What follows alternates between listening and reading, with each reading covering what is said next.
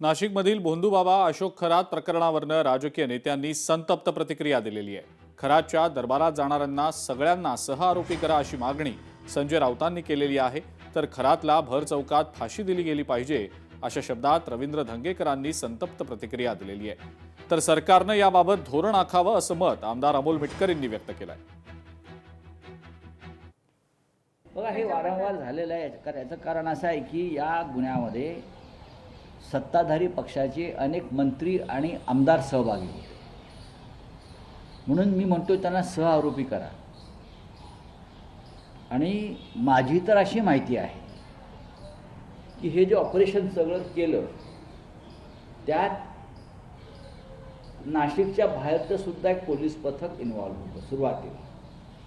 मुख्यमंत्री देवेंद्र फडणवीस हे गृहमंत्री असताना अशा प्रकारचा एक थैमान, एक विकृतीचा कळस म्हणून एखादा माणूस महाराष्ट्रात कसा राहू शकतो, मुळात हीच एक फार मोठी हरकतीची बाब आहे।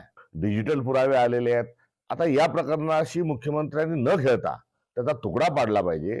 त्यामध्ये कुठलाही भेदभाद न करता, कुठलाही पक्षीय अभिनिवेश न ठेवता एकदा हा विषय कुठेतरी संपवावा ही या निमित्तानं माझी सरकारला मागणी आहे। हे अत्यंत निषेधार्ह आहे।